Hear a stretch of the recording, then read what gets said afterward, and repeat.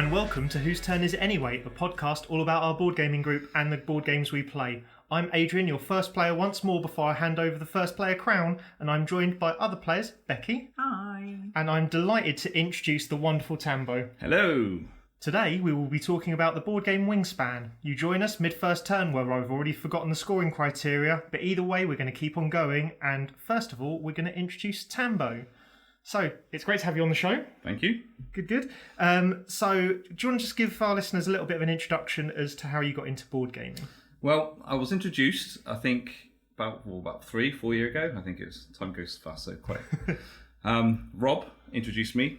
I used to play Xbox with Rob, and he said, "Do you fancy playing some board games with JP?" Mm-hmm. And then I said, "Yeah, I'll give it a go.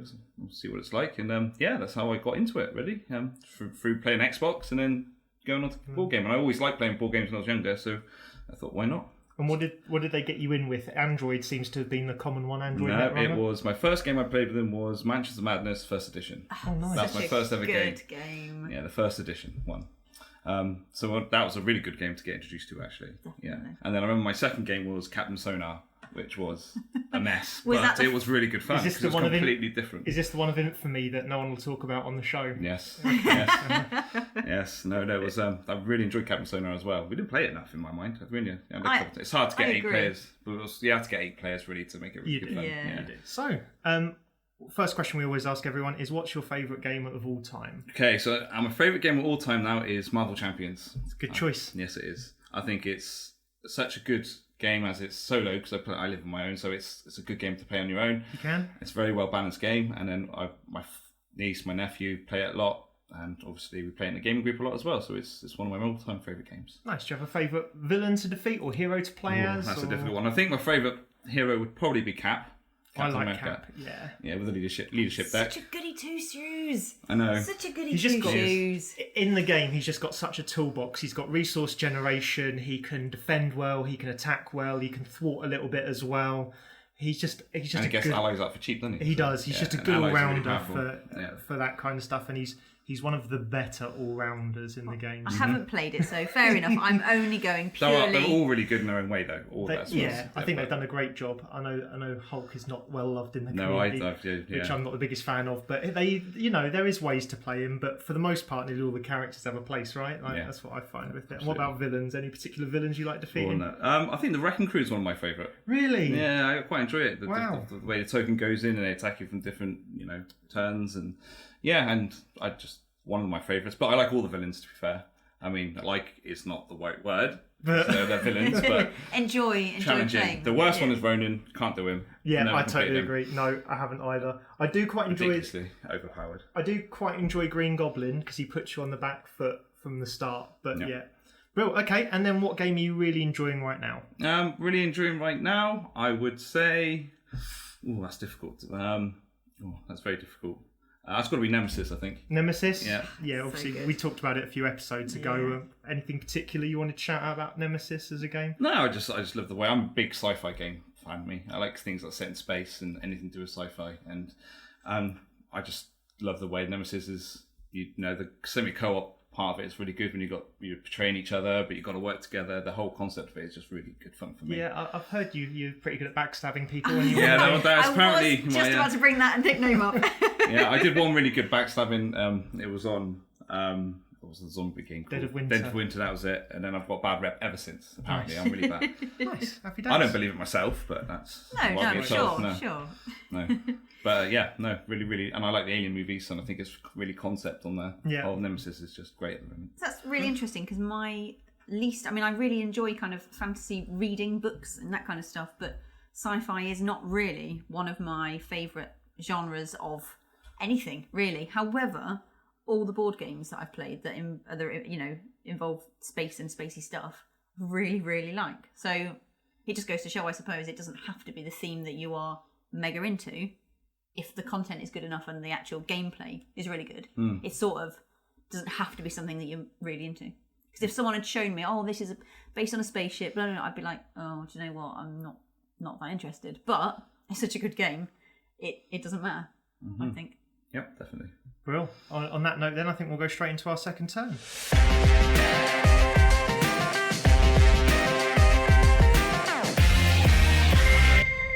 And here we go straight into our second turn where we talk about you and me, and we talk about all the good things and the bad things that have been as we talk about Hex. So, Becky, what have you been playing recently? So trying to work my way through all the board games I bought at the UKGE, which will take a little while because I went a little bit... Mad? Yes, mad is probably the word. Yeah, well, my rationale was, if I like these and, great, we can keep them. If I don't like them, I can probably sell them for the same amount of money that I've paid to get them in the first place. So it's like borrowing them. That's how I've looked at it. So one of the main ones that we've been playing recently was Takenoko. Yep. Which is a really, really easy, fun, cute little game. And it's got a panda in it. So baboons. Oh dear, that's a very different game. Right. Okay. So it's pandas eating bamboo. Yep. And some kind of farmer trying to disrupt them. From what I can make out. It's a very, very simple game. You've got 3 things you can do. You can put tiles out, you can grow your bamboo, or you can get the panda to chomp the bamboo. Really simple. So you draw little cards that have sort of objectives on it, either grow a certain colour of bamboo, a certain height, get the panda to chomp, say, 3 pink bits, or 1 green, 1 yellow, 1 pink bit, or get a particular pattern of certain coloured tiles out. So really, really simple to play. It's all little nice hexes, which fits in nicely with this segment. And yeah, basically you go around the board, you building your stuff. It's quite funny when your opponent is trying to, say, build a 4 green bamboo, and your objective is get your panda to eat the green bamboo. So you go over there, chomp the bamboo, and it's just, it's good. Yeah, sounds like fun. I've heard lots of good things about it before, just haven't played it much myself. And it's very, very pretty, which is, of course, one of my imperatives in a game. Can't play an ugly game, but I don't know whether I dare tell you about the chibi version with like large chibi pandas. I did watch that. Yeah, so when I watched the how-to video on YouTube, that was when I saw, and I was like, oh, I've got instant buyer's remorse now because this one looks really great. The panda's much bigger, the little farmer dude is bigger, and the bamboo is... I think it is like 150 quid at the moment or something like that. I think I got my copy was, I think, £15. Yeah, so slightly different. Little bit different there, yeah. But it's really good. Would really recommend it. Yeah, nice. I will have to give it a go. I've heard lots about it. I've seen it being played before. It does look cool. Yeah. So. And Tambo, what have you been up to? So recently, I played a game Outer Rim with the Unfinished Business expansion. Yep. Which was extremely good. It makes the game twice as good, in my opinion. Really? Yeah. That much added to the game? Yeah, I think so. Yeah, I mean, the game was good on its own. It was very simplistic. You just had to get to 20 fame, become the most famous outlaw or trader or in the Outer Rim. Whatever it is, yeah. Smuggler, that's the word I'm thinking of, yeah. So the different aspects it gives it was you get your own ambition sheet, which is the best part about it. Right, okay. So now you've got your own personal goals, as well as get the fame.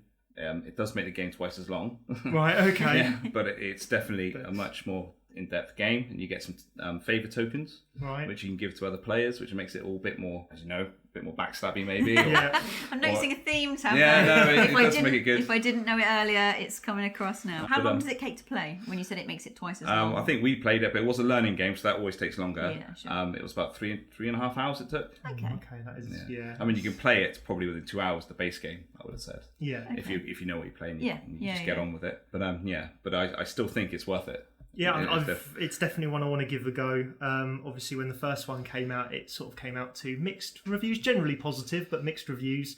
And you've had it on the table a couple of times, just haven't been able to make the nights when you've said it's gone on the table. And when the expansion came out, it seems to be getting very good reviews. I was like, I absolutely have to play this at some point. So the fact that it's got the Tambo stamp of approval. Yeah, definitely. I mean, I think Rob enjoyed it. Chris enjoyed it as well. He enjoyed it more. He didn't really find the standard edition that fun, but when he played the Unfinished Business, he enjoyed it more by those things. Well, that's interesting that it makes such a difference. And speaking as someone who knows literally nothing about it whatsoever, it's nice to know that you can change a game that much. Well, I guess it's good. Maybe if it's the game you really love in the first place and it changes it utterly, that might be a bit of an issue. But even if someone didn't like something the first time, sometimes just changing a couple of little mechanics can really, make it one of your favourites then, or really sort of calls to you, which is nice. They definitely thought about it, because of the character board, if you looked at it, there's a place to put your ship, and you put your character card in the middle, and there's this little space to the side, and thinking, well, what's that for? And it's in the expansion. And it comes out. I love a nice little designed game. That's nice. That's nice. So you thought, oh, now it's a complete set now. So they also thought about it, so it was good. Good, yeah. If it makes the game that much better, it's quite often worth it. we've talked about it a little bit before, and I'm sure we'll talk about it a lot more in the future, is expansions can either just add bloat, but they can add new mechanics, or they can really make a game or break a game or whatever. So if this expansions, we've done something that positive for it, then it's really good. Seven Wonders, just a bit of an aside, the other day. I played that game a lot, really like it, played it on the app, really like that too. And we played with the cities and the leaders expansion, and that really changed the game massively. I don't really know. Did, yeah. It's good. I think I really like the cities, that's cool, but the leaders, I don't know. I found that was really hit or miss. So it's kind of drafting, you get to see, you don't have to play them all, blah, blah, blah. I don't know. I felt that took away from the game for me. But the cities expansion was really good. I quite liked it all, to be honest. I thought we put one expansion and then we did the other one, didn't we? Yeah. And it all just got, to me, better. And all got a bit better. Yeah, I mean, that was my opinion on that. But I think I'm the only one with this, and I do normally like a nice little shiny expansion. Add on the thing. The cards are very shiny. Yeah. This is a complete JP set. tangent. So it's going to be, it's going to be the nice one, and we all know JP loves an expansion. So myself, I was going to talk about, we had a games day, like an all-day Saturday. We played quite a few games. We posted up on our socials, so you can probably see what we played there. But the one game I really wanted to talk about from that set was Concordia. So for those who haven't played Concordia, it is a proper midweight Euro. It's trading in the Mediterranean. Hey. So the front of the box says it all, as well as it's essentially, you play a card from your hand. It'll have various different things you can do. You can either like move people and then build. Wherever you build, you can get resources from. You can trade different types of resources and money, and you can buy new cards. What I really wanted to talk about, though, was the scoring mechanism on this game, because it's definitely one of those mechanisms that you only fully grasp, or most people, I think, only fully grasp once they've played it through once. So on every card, at the bottom of it, it has the name of a different god. Like Roman sort of, so it'll be Mars, that's Venus, cool. That kind of thing. Yeah. Mm-hmm. And each of those have a scoring mechanic on it. So one might be for every worker you have on the board, you get 2 victory points. So it gives you, that card will give you more incentive to put more workers on the board. Okay.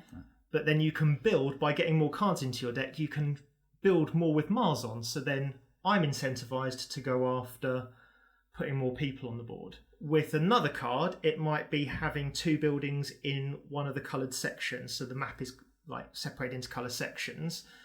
And so for each one of these cards, for every section I have with 2 buildings in, I get more victory points. So kind of what you're looking to do is build a deck that is effective in doing what it needs to do, but then also you're making sure you're hitting the victory points that's in that deck. And your scoring marker stays on 0 the entire game. I think I'd find that very hard.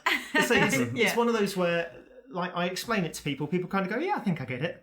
And then they'll play it, and at the end they'll go, oh, of course, it makes sense. Because what you do is you kind of, once the game is done, you put out all of your cards ranked by, like separated out by each type of god.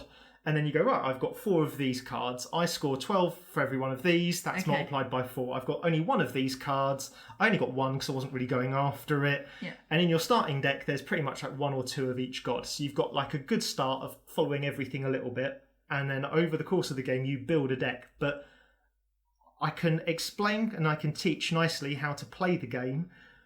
I will explain how to score at the start always, because I think explaining at the end is a bit too much. Yeah. And everyone will go, yeah, okay, I think I get it. And then you'll sort of, right, okay, so as a reminder, you score by number of cards. And then at the end of it, normally we're putting up the points and everyone's going, right, I've totally got it now. Next game, I'm going to be set for this. And there's not many games where I find that people get to the game so quickly, but don't get the scoring as quickly. Yeah. But it's a brilliant little game. Everyone around the table seemed to enjoy it. Rob was playing it for the first time. Afterwards, he was like, exactly that. It's his first time.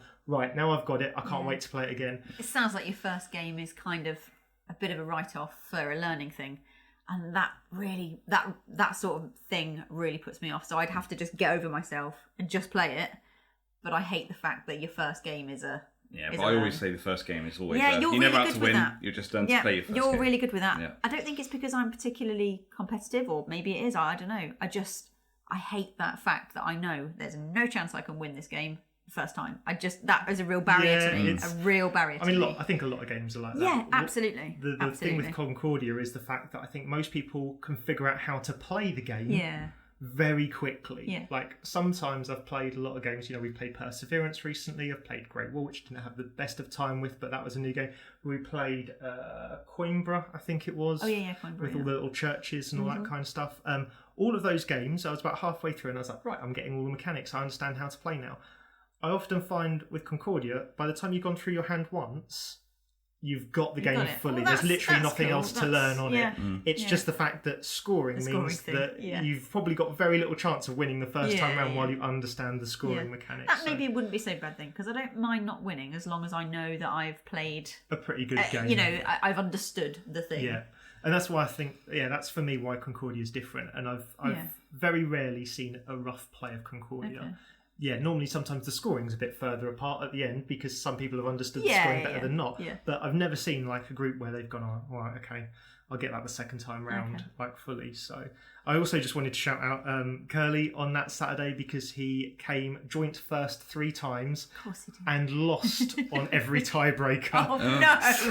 Oh, never mind. No. I was like, bless him. How close do you want to get? So... He does win. He does win a lot, doesn't he? He's just good at that sort of thing. He is good at that sort of thing. He is good at that, but it just made me. I thought, wow, drawing in a game is quite hard. Like sometimes you're talking about scores of 120, 130 points. Yeah. Drawing when it's that, if it's 5 points of scoring, you're like, fair enough, we can draw. 130 points or whatever, and he scored on drew on 3 different games with that kind of thing, and then every time lost on tiebreaker. That's really unlucky. I was like, oh, really unlucky. Nice. But he is a good loser, I think. Although he doesn't get much practice at it, he doesn't kind of sit and stew. I think he would rather sit and figure out how to get better next time. Well, okay, I think we'll move straight into our main event then.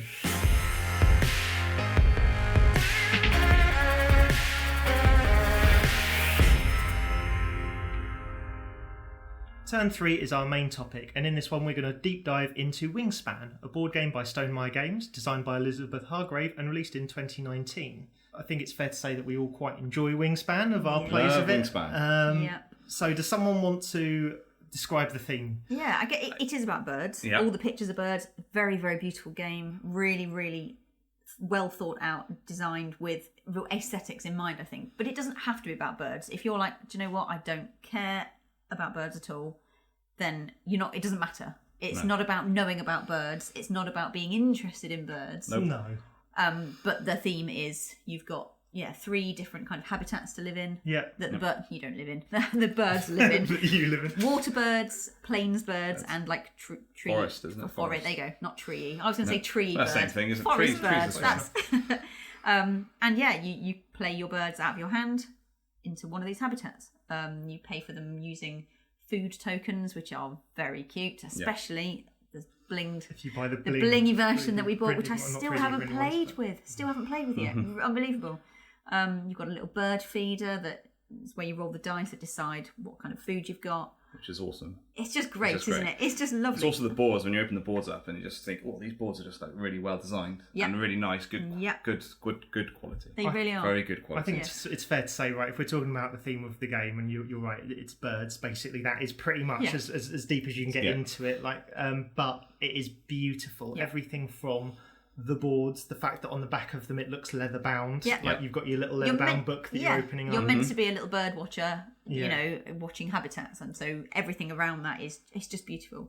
And the little eggs, the art on the cards, the art on the cards is beautiful. Every single card has a different bird on it, so as you say, you don't need to know about birds, do you? Because you find out about them as you go along the game. It's got a description of what they do at the bottom, isn't it? Where they come from, what they eat. How big their wingspan is, which is hence with the name of the game. And they're just beautiful cards. And then, as you say, they've got these little eggs, which are, I don't know what countries have mini eggs, but look like mini eggs. They look like mini eggs. The urge to eat them when you first open that game is pretty strong. No eating these. They are not filled with chocolate. And you can buy special edition sort of wooden, nicer from the actual. From Stonemaier Games. They speckled eggs. Speckled eggs. And they look even more like mini eggs. I don't think I could be trusted with them. I haven't bought them. I couldn't be trusted with them. And you got that, and as you say, you've got the dice tower, which is just a little cardboard dice tower that goes together, but it looks like a little bird box. And you roll these big chunky wooden dice down it. Again, iconography is nice and simple, but very well done. And I think it's fair to say that the production on this compared to the cost of the actual game itself is pretty good. Yeah, we've discussed on previous episodes, haven't we, about the cardboard tokens are maybe a little bit lackluster compared to the rest. But they're still fine. They're workable, right? It's just absolutely. It's just when you know there's other things out there that are even shinier, it's hard not to want them. And also the scoreboard, the little cardboard scoreboard. Yeah, you've got a real problem with that. I have got a real you really problem don't with like that. it. No, it's just a little very thin bit of cardboard, and it's just I just wanted something nicer out of the box. But I bought some third party stuff, so I think that kind of roughly gives an idea of theme. Obviously, you started on the game mechanics there. So the game mechanics essentially you place your little cube. Yeah, you've got it's like 7 turns in the start. Is it 7 turns? 7 cubes. 7 cubes to start with, and you place them in either the player bird section or whichever habitat you're going for. So you get 1 cube less each turn, which does kind of keep the game flowing. Yeah, so when you score at the end of each round, you put that cube on the scoreboard to represent what your score you got is, and therefore that gives you next round 6 cubes, next round 5 cubes, because each time you give a cube up to the scoreboard. Yeah. And so it makes a tighter game, but because you've got a bigger tableau, you don't need as many turns this time. You've kind of already started your engine. You started your engine, exactly. So it is a bit of an engine building, which I'm not a great fan of because I can't seem to be able to think far enough in the future of the game to think, oh well, I'm quite good at going, I keep running out of food. Oh, I really should have paid more attention to getting more food, but by that point it's already too late. So we talked about playing birds as the top one. So the next one down is the forest section, which is the food. Collect food, so you get to pick out of the dice pool that has been rolled what food you're going to have, which is cool. And the further you go along with it, so the more birds you play, the more powerful each kind of choice then becomes. So at the start, when you've got no birds in your habitat, you only get one food. Item. The more you play birds into that forest habitat, you then get to have 2 items. 2 items or 3 or whatever. Or you spend a food to get another food. I can't remember which way it was. It does stack. But it's something like that. You always spend something to get an extra food as well. Yeah, spend an egg, I think. Spend an egg, you're probably right. Yeah, so it does use, other pieces in order to be able to kind of barter for what you really want, which is great. One of the things I really love about Wingspan is if you don't really know what to do, you can always choose the lay an egg choice, which is the next one down, because that's always VPs at the end. So if you think, I'm not sure if this is the best to do, you can do the lay an egg function. You get to pick the really cute little eggs up. You put them on, you put them on the board, and they're flat at the bottom, so they don't roll around, which is very nice. And that's always there. So you don't have to play the long game. You probably won't win if you don't, but you've always got this lay an egg function as long as you've got space in your nests. So on each little card, it will say what kind of nest the bird lives in. Either twiggy, I've got particular names that I call them. There's probably proper names. So there's twiggy nests, pebbly nests, and hollow tree trunk ones. And you get sometimes certain scoring means you need to focus on certain kind of nests. So each little icon is very obvious, and that's one thing I really love about this game. Everything is very obvious. It's a clean looking game, isn't it? Because the cards are all white. Yeah. And then they've got this big picture of a bird in the middle, and then down the sides are everything you need to know. Wingspan, number of victory points they're worth, which has just a little feather next to it. Yep. You've then got the type of nest, and then below that, as you were talking about, you've got the number of eggs they can have on them. So when you're talking about the eggs in the grassland, you can say put only 1 egg on this bird, or you can put 4 eggs on that bird, and therefore you can kind of build up all these eggs on there. So once after the grassland, you've then got water. Water. Yeah. So what's the water one? Water's draw cards. Draw cards. Yeah. It is indeed. Yeah. The more again you start off with a basic draw off. You got a card deck, I suppose, at the beginning. Bird table. Bird table. The bird table holds 3 cards that you can see, or you can draw off the deck. Yep. And at the beginning, you can only draw 1 card. Again, when you start laying birds in the water, you can start drawing more cards, which also gives you more options, a lot more options to go for the game. Because sometimes you do find you don't have any cards in your hand. Yeah, so and cycling I've been in through. that a few times. So so if you don't go down the water, you will find out you'll start running out cards in your hand, and so you have to try and draw more cards to get. So that's what the water mechanics is all about, I think. Yep, and then in each of those, in the forest, the grassland, and the water, when you've taken that action, you then essentially move your cube from the one. So you put your cube in the space to the right of your rightmost bird, And so that will tell you how much food you get, how many eggs you get, how many cards you get, right? Yep. So then when you've done that, you then kind of move your cube from right to left and you activate all of the birds in that tableau. That's right, so it might, if they've got more powers. Some of them are just basic birds which just do bird stuff. They just do bird stuff. They've not got any extra special powers. They just tweet and fly about a bit. And so, some of it might be, gain another bit of food from the bird feeder, or it might be tuck a bird under this card.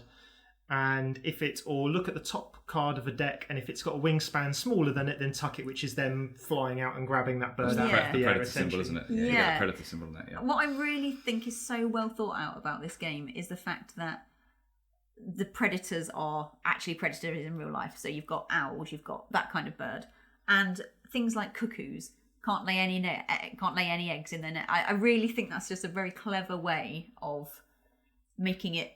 Okay, we said at the start it's not about birds. It doesn't have to be about birds, but I really like how they've tied in some of those obvious things, and the kind of food that the birds eat. So you playing pelicans and watery birds, they eat fish. It's just brilliant. It's just really beautifully aligned. Yeah, because you've got grubs, you've got mice, you've got berries and cherries, fish and stuff like that. And then we'll get to nectar in the expansion. nectar. All the nectar. But I think once you play with the nectar, we'll get to that. But it's quite hard to then go backwards, I find. But so you've got all of those actions. So you move your cube to the left, and then that's your kind of turn done, and it goes on to the next person. Yep. The one with the bit where you play a bird, I suppose, what we haven't talked about is that the further along you want to play that bird. So you have to play the bird in the leftmost column of that habitat. But the further to the right you need to play it, the more eggs you need to spend on it. And this is where that laying eggs action, it's great for victory points, but also you do need it to play the birds further along the channel. They also get more expensive. That's what it's it costs more bigger to play rewards. And so that kind of gives you that, you need the food to get the birds into your habitats. Yep. You need the eggs to play the birds into your habitats, and you need the card draw to get the birds from the deck to your hand, essentially. And so you're kind of building an engine, and there's for me, there's quite a few different ways of then looking at that. You've got, I quite often go card draw heavy early doors. Yeah, me too. So I always give food. I always get a couple of food so you can have as much food, and then you can worry about getting your birds out. That's what I did. Yeah, generally. But I suppose it depends on your gold cards. You always get 2 end of game cards, don't you? You do, yeah. Which will say most cards in the water zone wins, or that's right. Most birds with over 75 centimeter wingspan or whatever it is, or the colour red, or the really name, interesting the colour in their name. Yeah. But it's also got the percentage at the bottom of them as well. I do like that. That also tells you, so the more likely, the higher the percentage per end of game goal you want, that's the best one to go for generally, especially if you're first starting. Yeah. Some of them are really tough to get going. There's one of them which is have all of the same cost or something in a row or a column or something like that. I remember playing something with a crazy bonus where you had to get all stuff in the same column, and I remember thinking, my brain is not going to work out how I'm going to manage that. But generally a lot of these bonus cards are fairly easy to get. It gives you a goal to head for, really. Yeah. I think that's the way. That's why I always look at it and think, maybe we just aim for that. It gives you a bit of direction at the start. You don't have to do it, and it's not going to necessarily mean the difference between winning and losing. Because what I like about the game as well is every time you play, the scoring is slightly different, because you pick out of a bag of things that can score. So it might be this round, first place is going to go to people with the most eggs in water birds, or beaks facing left. Beaks facing, it could be really. They're the new ones. They're the new ones, aren't they? It can be very diverse, random things to win, but it does give you a little bit of something to aim for, and you can also be kind of keeping your eye on, what's the next thing? So if I can I'll put this bird in this place here, and actually that will give me bonus points next turn. So it's quite a good way of mixing it up, because you can't, you haven't got a case where you're just going to get into one zone and I'm always going to play like this, I'm always going to go food heavy, and I'm always going to do this. You can't do that. You've got the mix of goals in your hand of cards, these bonus cards. You've got the mix of end of round goals and the mix of what birds come out, right? So you can have a little bit of an idea in your head as to, right, okay, I'm going to probably go down this route. But ultimately, it is kind of down to the game quite a lot, which way you go. And I do like that end of round scoring. Yeah, me too. When you the first round is worth less victory points, right? Yeah. But quite often, it's easy for a couple of players to get in there, get what they need for that round, and then done. And some other people will score 0 points or whatever because... I generally don't worry about the first round. Yeah, and by the last round, everyone's got their engine working really hard. Well... Or as hard as... Hopefully. You've tried to get your engine working hard. I mean... So your engine is working better than it was in the first round, at least, hopefully, right? And so at that point, you're then kind of really crunching through how you can get those really high scoring points at the end of that last round. And so it can really, are you going to capture those early quick points? Because no one else is going to go after, I don't know, whatever it is. Beaks left. Yeah, beaks left, or, number of cup nests when there's been none that we've seen on the board so far, but I've got 2 of them, wahaha. And so some people will race those early game ones, and then some people are going to hold on to those end ones, aren't they? Yeah, definitely. Yeah, so each birds have different colour abilities. Yes. Yes, so you either have a brown ability, which means when you put your cube going left, as Adrian said earlier, you activate the brown ability, which could be anything up to getting food, re-rolling the bird feeder, tuck a card, like you say, do the predator action, which means if you draw a card from the top, it's less than, let's say, 75 wingspan, then you get to capture the bird, which is EVPs at the end of the game. Lots of different things. Yeah. There's lots going on for brown. Then you've got the pink abilities, which is once between round, when someone lays an certain egg on a certain nest symbol, you get to lay an egg on a certain nest symbol, but you've got to watch him do it. So you've got to pay attention, haven't you, to what everyone's doing. So the more players you get, the more harder that is, just to make sure you can only do it once, and that's until it comes back to you, and then you can get to do it again if someone else does it. That's the pink one. Yeah, the pink one is interesting for me because at 2 players, I pretty much ignore the pink ones because the in-between round is what my opponent's doing. So if they're constant, if it's like, if the pink one is they do a predator action and you get this, and all they've got is a board full of predators, absolutely I'm taking it. But 99% of the time, I'm probably leaving those pink ones alone. Whereas at 4-player, those pink ones get quite tasty no matter what they're doing, right? You're just kind of, I'll take it, and then... Especially at the start of the game. Because if it's, something like every time you lay an egg in a, twiggy nest or whatever, you get a free egg. And that's great because then you can use that as your spending egg position. You've always got eggs to spend to get rid of your birds. Get rid of your birds. You've always got eggs to spend to get more birds out. So it's like free. It's like free goodies, isn't it? It is, yeah, absolutely. And the other ones are just plain white. So it's an instant ability. So you play a bird and sometimes lets you play another bird in the same habitat straight away. Yeah, that's one. I like that one. Yeah, so you get to play 2 birds in one turn. If you plan it right, so you've got to make sure you've got enough food and you've got the eggs.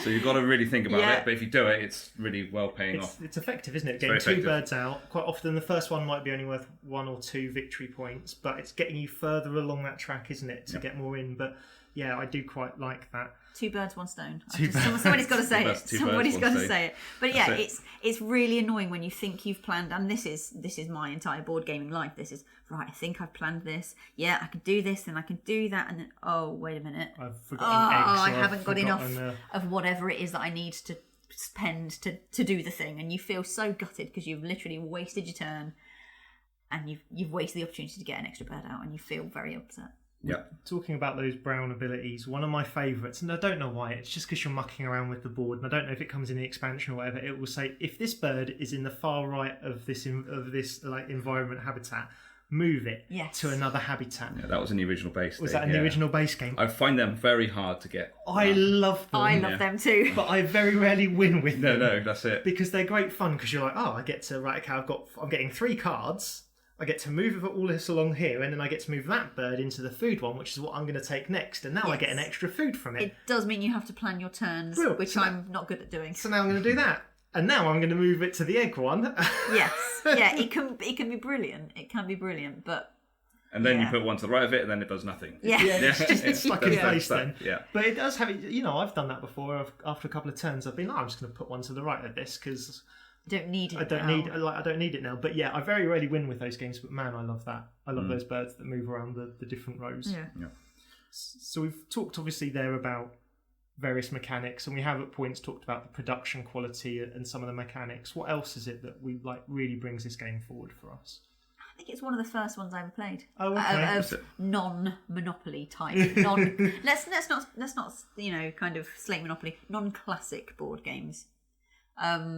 I think I was pulled in by the beauty of it and the fact that it hasn't got any of it's no combat. There's no combative aggression in there, apart from the predator birds, but they're not attacking someone else's bird. No. It's just a bird. There's no rolling dice. There's no, not that I mind that, but there I is find rolling that dice. Well, not numbers dice. Yeah, it's rolling dice for food. Yeah, it's not, I've scored a 5 and you've scored a 2. Oh, yeah, there's no combat dice almost. Yeah. And I really like that kind of, not that I don't mind a bit of aggression, that's fine, but I like the fact that this is, you play your own game. Okay, you can focus, you have to sort of keep an ear out of what other people are doing, like you were saying with those pink abilities. Yeah. Oh, wait a minute, you've just laid that egg, I get to... So you do have to keep half an eye just scouting around, but you're playing your own game and you can get really into it and really in your own little zone. You don't have to be thinking, oh, that resource is going to get used up. Oh, I better take that before they do. Other than that bird I quite fancy in my little habitat, I don't want them to have it. Yeah. But there's no kind of finite resources of anything. And I really like that kind of non-aggressive nature of it. I think we talked about the pink powers there as well, and I think that's nice because I do quite often like that sort of solo parallel play almost. Yeah, that you have. I'm doing my own little thing, and you're doing your own little thing. We're having a good time together doing our own little boards. Yeah. But the pink does kind of just bring your head up off of your little board and make sure you are paying attention to what other people are doing, and certainly in those bigger player games. Yep. I find that really hard if you're playing on the app version. Right. Not the app. Sorry, I've got it on Steam. So you're playing Steam. And it's one of those games that if I'd have only ever seen it on Steam, I just wouldn't probably have ever bought the game because it's very beautiful. It's very lovely, but I find it difficult to get my head. And you can't look at the whole table. You need to keep clicking between your view, the other person's view. Oh, are they going for the... I find that very... That sounds very annoying. It is, and it's very beautiful. Like little birds make little noises when you click them. It's all very lovely, but it isn't as obvious, I think. So... Yeah, although you're playing your own game, it is nice to have a little overview. Whereas on the actual Steam version, that isn't as obvious. I think. Yeah, I think I'm with you on that, Beck. I think I really liked it because it looked beautiful. Yeah, and I just looked and I think, and this is really sad, but I looked and thinking, my mum's going to really like this game. This is it. It's great to pull people in. And I really enjoyed playing it, obviously. Really enjoyed playing it. And then that's why I think I bought it. And then it's just been a huge family favourite. Yeah. Even when niece and nephew, they're younger, they got a hang of it and they just love it. Yeah. I think I think you've kind of hit a bit of the nail on the head there. It's not necessarily a gateway game. You can't always put it in front of non-gamers and just get them to expect it to get it straight away. Yeah. But it is almost like a fluffy light game, isn't it? Like I can't think how else to explain it, but it's kind of low complexity. But it's got mechanisms in it that as board gamers you're used to, right? But it is kind of it's just light and airy as a game. It kind of floats along almost. It's the best way I can describe it in that respect. Yeah, definitely. It's the point saladness of it. So everything's worth a few points, right? Every time I'm going to put an egg down, I know that's 1 victory point or worth more victory points towards a bird. Put that bird down, it's only worth 3 victory points, but that's fine. It's 3, and it might be worth another 2 on my card, and it might be worth another couple on the round. And every little thing you do is just worth another couple of points. So even if, as you say, even if your engine has collapsed into that's right, into disrepair, you still get that little. Oh, I'll just put that bird down. But I've got 2 seven feather birds. That's great. It looks cute. The bird looks nice, and I've got myself some points. And then you kind of continue down that road until the game's finished. And I think for myself, I think I quite like some of these heavier Euro games or getting into some of the mechanisms of games a little bit more. And this kind of provides just that alternate sort of game of... I do like lighter games as well, but it just sits nicely in that there's a little bit of something going on. And I've watched people really crunch Wingspan hard, try and work out how to juice every single point from it. Yeah. And to me, fair enough if that's what they're playing, I totally get it. I saw on the Wingspan group, there was someone who was like, I've just played 400 games of this, and I was like, wow. Great that you've played that many games, but I just couldn't crunch this game that hard. It's just light and airy and all that kind of stuff. It's a pleasant, pleasing game to play. I always find as there's so many ways you can get victory points, you can just get lucky. Yeah. You can just keep playing it and it'll just all come together luckily. Yeah. I found that a few times. Yeah. Which makes it a good game. I have on that, and I don't know that they come in the base game. I think they come at maybe they do. I thought they came in the Oceania expansion, which we'll talk about in a minute. But there's some birds that give you a bonus scoring card. Oh yeah, you can pick another. Oh, that's in the first one. Is that in the first one? It's a white ability again. You put it down, you can draw 2 bonus cards and pick one. and pick one. I've played that last and then suddenly gone, oh, there's eight, 9 extra victory points for me. Thanks very much. It's just, it just sort of floats along. So, we've talked about the expansions a couple of times, so let's just dive straight into these expansions. So so I keep going, oh, maybe it's in the expansion, and they've so far been all in the base game. But there's 2 expansions out there currently. The first one was the European expansion, came in a little box. In it, it comes with little purple eggs. So you've already got your nice range of coloured little plastic eggs. This now adds purple eggs to it. It included end of round bonuses. So when we talked about that, I think they're yellow, if I remember correctly. When you get to the end of a round, it will do something like, again, it can get you food or eggs or something like that. But it does it at the end of each single round that you go through.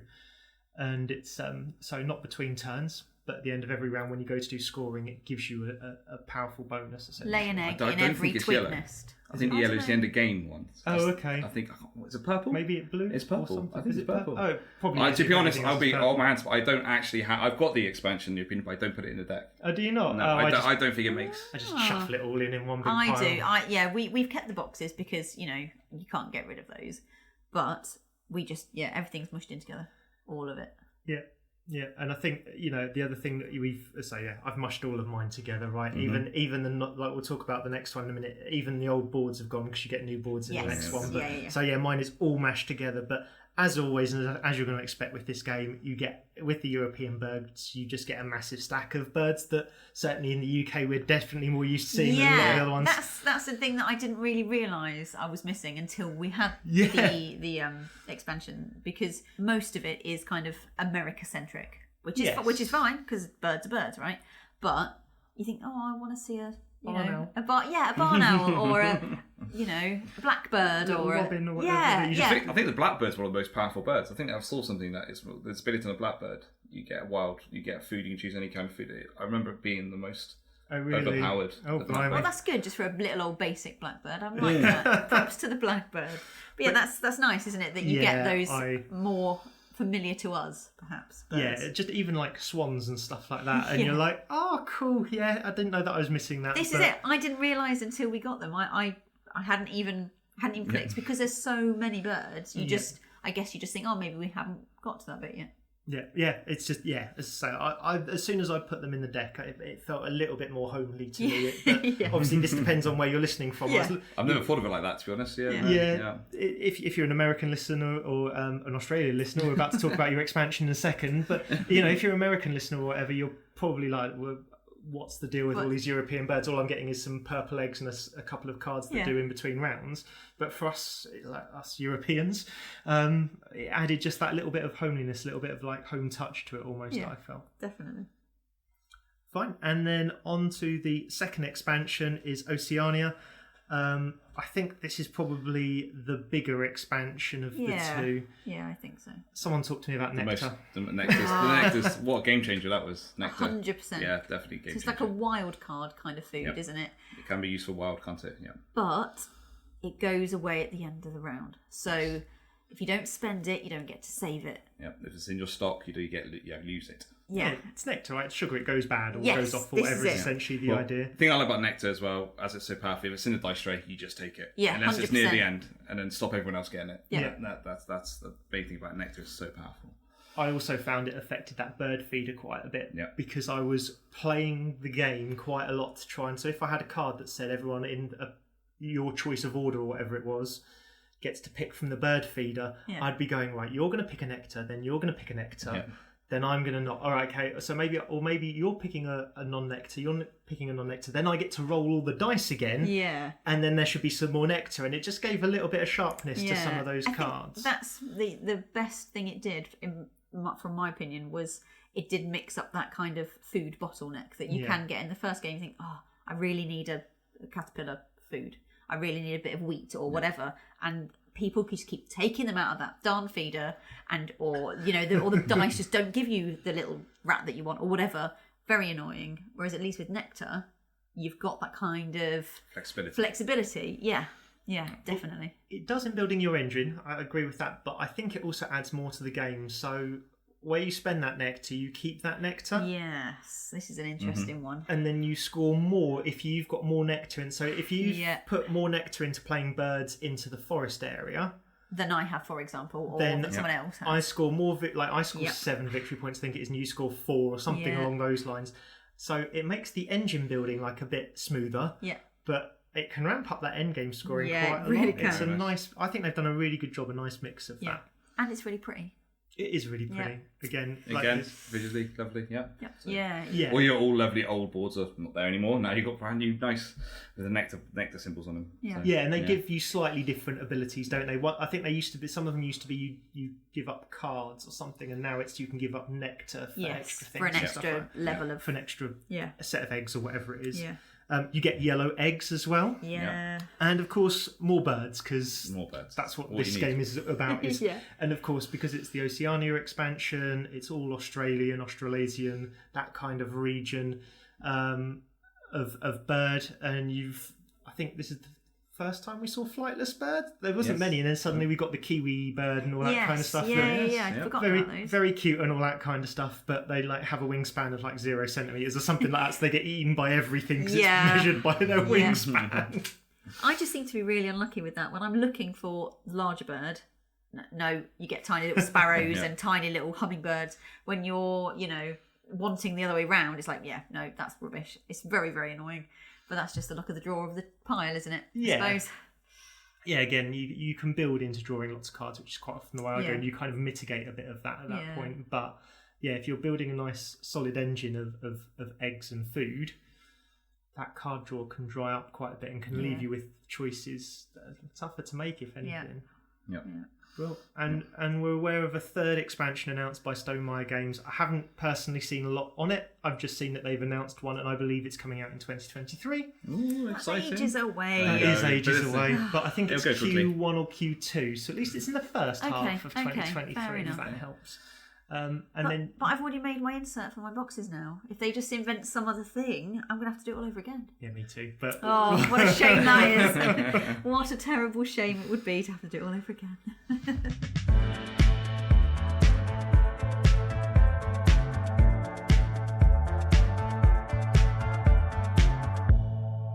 And now we find ourselves in turn 4, where it's our listeners' questions. So today we've got a question from Nicole, who posted on Facebook.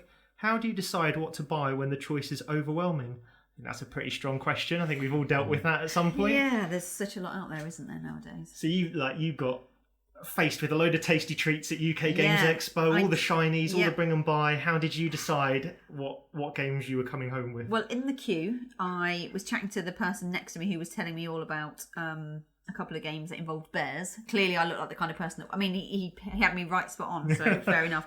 I already had a little shortlist, so I think it's a really good idea to look at games that you like, just like the look of, for example. Do a bit of research, think, do you know what? Yeah, I'd like to hold the box and have a little go. So have a shortlist.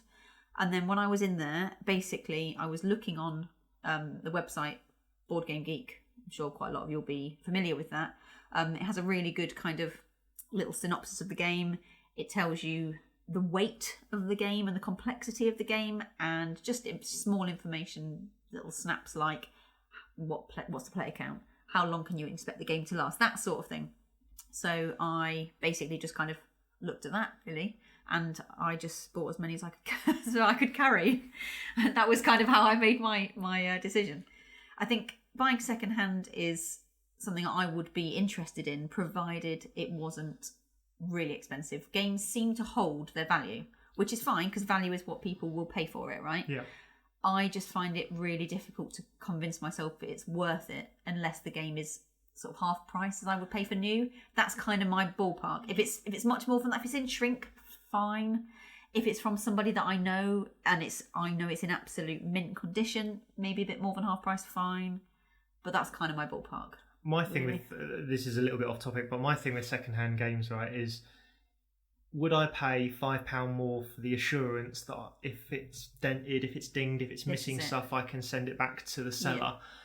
And if I go, well, £5 is fine for that, then I'll just buy it first hand. As you say, if it gets down to like a third off or something like that, and I think, well, am I going to now pay £15 more for the assurance that there might be a slight ding or cards might look a bit scraped around the edges or whatever it is, then yeah, sometimes I can get on that thing. I think for myself, like I'm sure many people are certainly getting there now, but you know, my money's quite valuable to me in that respect. You know, I've got to work out what I'm spending my money on, right? I can't just sort of wander haphazardly down aisles and just like it's supermarket sweep at the board game shop. That's how I felt at the Bring a Buy. You've got to budget yourself. I've got to budget. I think a lot of people are in that boat. I'm sure there's some people who are not in that boat who are like loving life and just I have all of these. But for me, I kind of treat it the same way that my tattoo artist told me about tattoos, which is put a photo of it somewhere.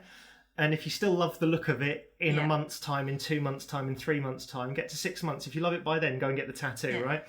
And that's kind of how I treat games. I'll put it on a list, as you kind of said, and I will normally let it sort of linger on that list for a while. Yeah. And if after 6 months, 9 months, it's still on, my list is long enough, right, that it can go a year without too much worry. If after 6-9 months, it's still on that list, then I'll pick it up. And so I think I'm also less swayed by Cult of the New. I must run out and buy whatever the latest hotness is. You know, when everyone was Ark Novering, I was like, I can leave it. I'll put it on my list, and if in 9 months' time I decide it's still on the list, then I'll come back with it. JP or Wheel have bought it. Oh, so there's that. Even before then, right? Even before I had you guys as part of this gaming group, that's what I did. I kind of put it on the list and thought, you know, at the moment, Smartphone Inc. has sat at the top of my list for nearly 9 months. And it's still there, and so I know that Smartphone Inc. is probably going to be the next game that I buy, apart from the ones that I've just bought. But that's probably going to be one of my purchases coming up soon. Whereas I've had games that have quite quickly fallen off the list. Like Castles of Burgundy was on that list for a little while, then it fell off. Istanbul was on that list for a little while, it fell off. And I sort of found myself going, well, if it falls off this list, if I'm not so interested in 3-4 months' time, then it was just a bit of hype and a little bit of buzz. Yeah, I think doing your research and not getting swayed by, like you said, the Cult of the New or the fact that everyone's got this game and everyone's talking about it, that's great. But if everyone's still talking about it in, like you said, choose your amount of time, then maybe it has got the legs and it is a great game. And also, what games are you going to get to the table? It's no good buying the most amazing 6-player game that's ever been made ever if your board gaming group or the people you play regularly with is 4 or 3. Yeah, it's finding that game that you think, I'm going to get to the table because all my family enjoy it. Yeah, it's absolutely. That's the good thing about being in a gaming group. You played all different games, and then that's how I found Wingspan. I played it in the gaming group. I thought, my family's going to love this game. Yeah. And that's when I bought it. So we've got all these, and I love every game I play in a gaming group generally, so it's always hard to, it does come overwhelming, but you just got to get to the narrative of, actually, I think this will get to the table because all my family enjoy that specific game. Yeah, definitely. Yeah. Definitely. So do any of us ever get caught up in hype when we're looking at games to buy? And if so, what is it when it's on the shelf that makes you go, I've got to have that right now? Is there anything? The artwork on the front of the box? Well, not necessarily on the front of the box, but what the actual game will look like to play.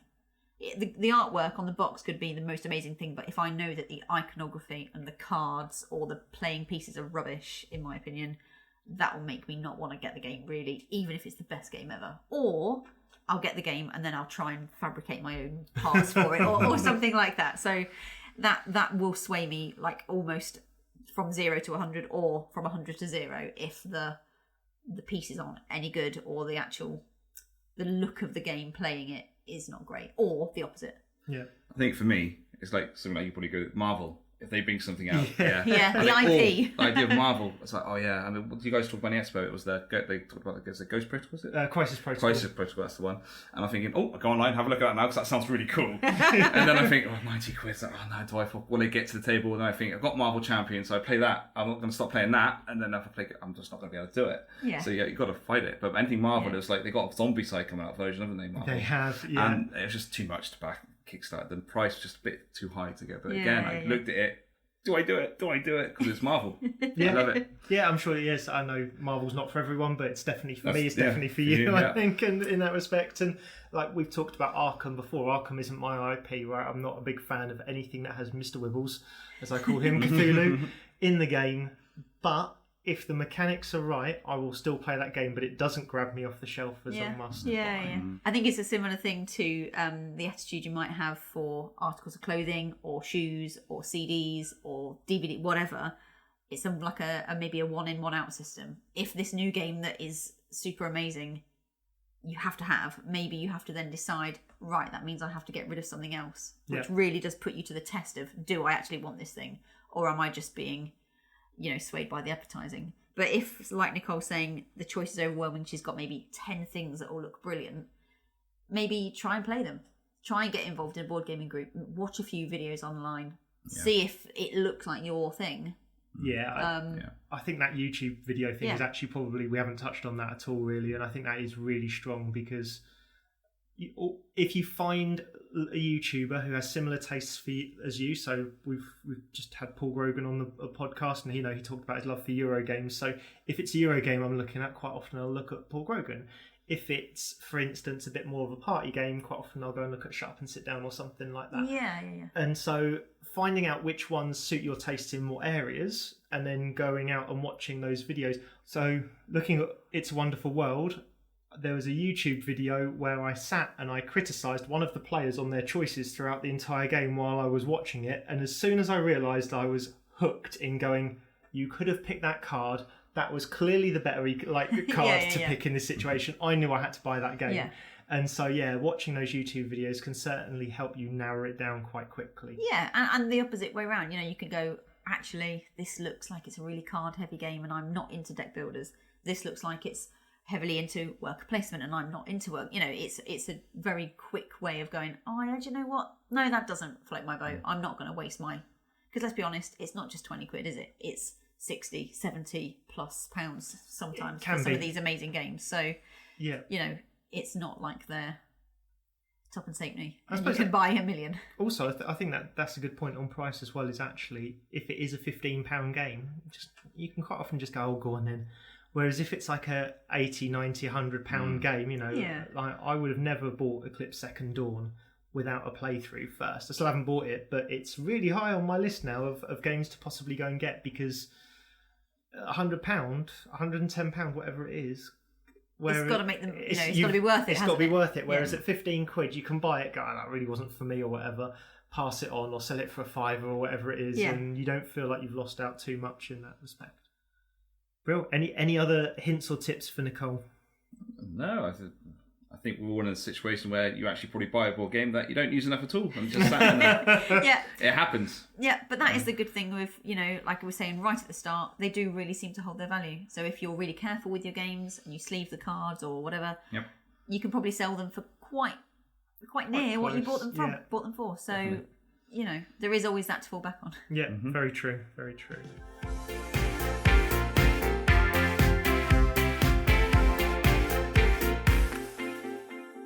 Now we move on to turn 5, our penultimate turn, where we talk about what we're excited about and what's coming up for us. So Tambo, what have you got coming up for yourself? Well, so coming up stuff, I've got Terraforming Mars coming up, which is definitely in my top 5. Again, sci-fi, brilliant, one of my all-time favourite games. We've got a couple of games coming in the next couple of weeks, I think. Nice. So I requested it and instantly got in the gaming group. So I'm really looking forward to that. It's been a while.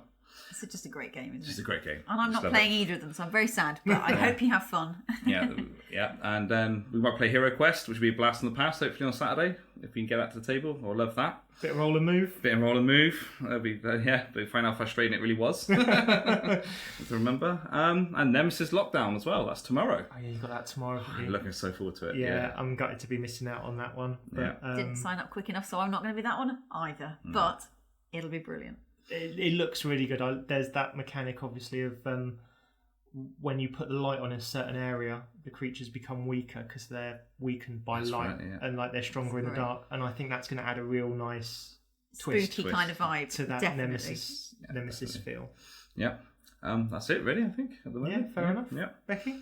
So I'm really looking forward to getting Unfathomable to the table again. Really loved that the first time. Get a nice sound bed going, which is important for the ambience, I think.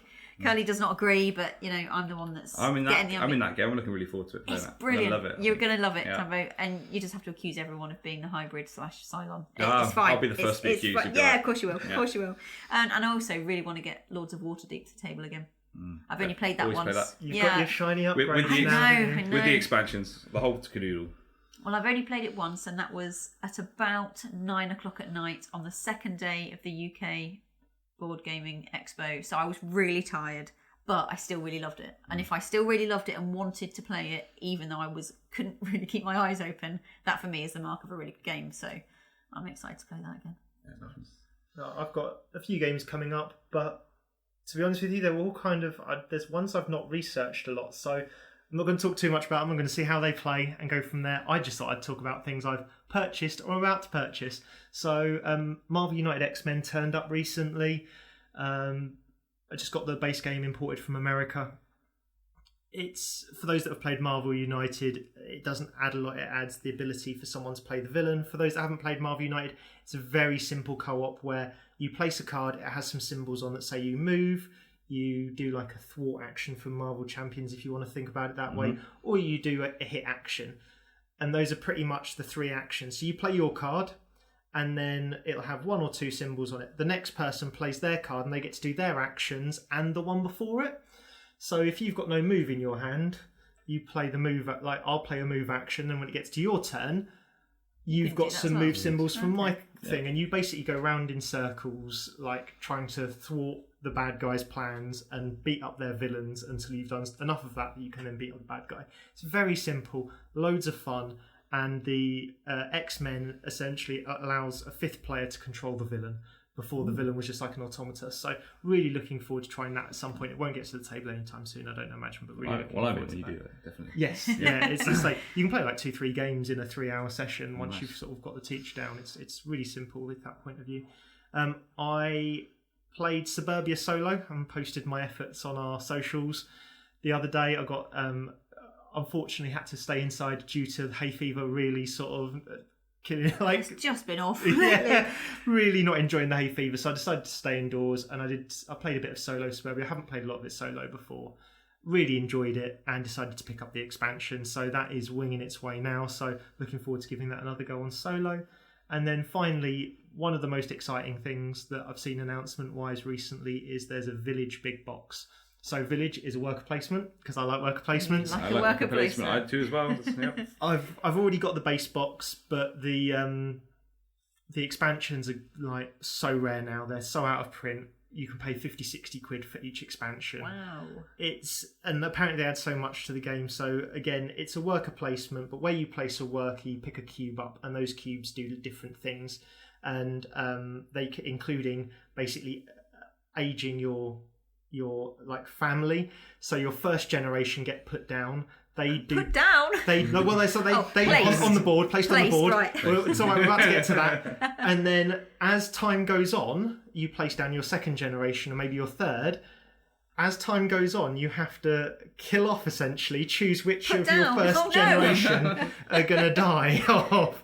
And so there's this really nice sort of put a person down, pick up a cube. It gives you the ability to move up certain tracks or whatever, but where you're putting them down, also you might not be able to stay there and gain bonuses from it, because over time your family's going to get older, and the person's died because they've got old and they die. And it sounds a bit grim, but it is quite a nice. Life, doesn't it? Sure. It sounds a bit grim, but it is cool, and it is a nice set of mechanisms. And the fact that they've got a big box with really nice art, I think it's nice artwork. It seems to have mixed opinions at this point. Fair enough. But the fact that it's going to come with both expansions, I think, is really exciting, and it's due very, very early in 2023, is my understanding, and I'm really looking forward for that coming out, because I've been waiting to try and nab a cheap expansion. It's just not happened. So now there's a big box. Really looking forward to it. Awesome. And that is us. So turn 6, our final turn, and my reign of first player tyranny is now ended. I will be handing over to our new overlord, Davey, who's taking the next 4 episodes. If you've enjoyed listening to the show, please subscribe and review on your podcast player of choice. If you want to get in contact with the show on our socials, you can email us on players@whosturn.co.uk. Check out our Facebook page, Whose Turn Is It Anyway Podcast. You can go to our Instagram page @Whose Turn Podcast, and you can join us on TikTok @Whose Turn Is It Anyway. We'll be back again in 2 weeks with another episode, so until then, whose turn is it anyway?